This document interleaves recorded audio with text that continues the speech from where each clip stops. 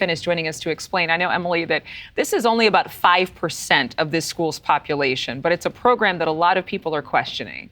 It certainly is, Adrian. Definitely sparking some debate on this one. It's a voluntary segregation program that is being implemented at a high school right outside of our NewsNation Chicago studio in Evanston, Illinois. The program has expanded in recent years, and this year at Evanston Township High School, almost 200 Black and Latino students signed up for core classes like math and writing for students of the same race. The so-called affinity classes are taught by a teacher of color, and the school district superintendent told the school newspaper that the goal is to provide, quote, a different, more familiar setting to kids who feel really anxious about being in AP classes. Evanston isn't the first to try this. Schools in Minnesota, California, and Washington State have also offered elective classes that are race-specific.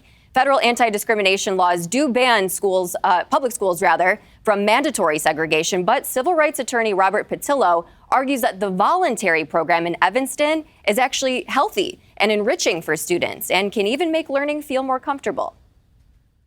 You have to be able to balance both the educational aspects of it with the social educational aspects and bringing more children together and not trying to separate them out. And specifically, not preaching division and superiority or inferiority that we also often have, saw previously, where you're saying that one group is just racially or religiously or ethnically superior or better to other groups. We're all equal. We're all the same, but we're just learning in different ways. And that does not make us different. It just simply means that these are the methodologies that are best for these particular groups. But not everyone agrees with Patillo's assessment. The director of the National Education Policy Center, Kevin Wellner, believes the segregated classes in high schools are simply a short-term solution to the racial inequalities he says minorities face in society as a whole. The school district seems to be trying to respond to the resulting harm of larger inequities in the community and in the state and society by applying, a Band-Aid in the form of these voluntarily segregated affinity classes.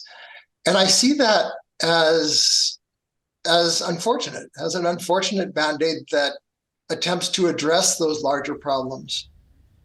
And as we mentioned, the Evanston High School isn't the only school across the U.S. that's implementing similar programs. Other school districts around the nation will be closely watching what Evanston does and what the impact is going to be on students, test scores, and the districts. Certainly a little controversial, Adrian and Marky. Yeah, this one's certainly garnering polarizing opinions, that's for sure. Emily, Finn, thanks so much.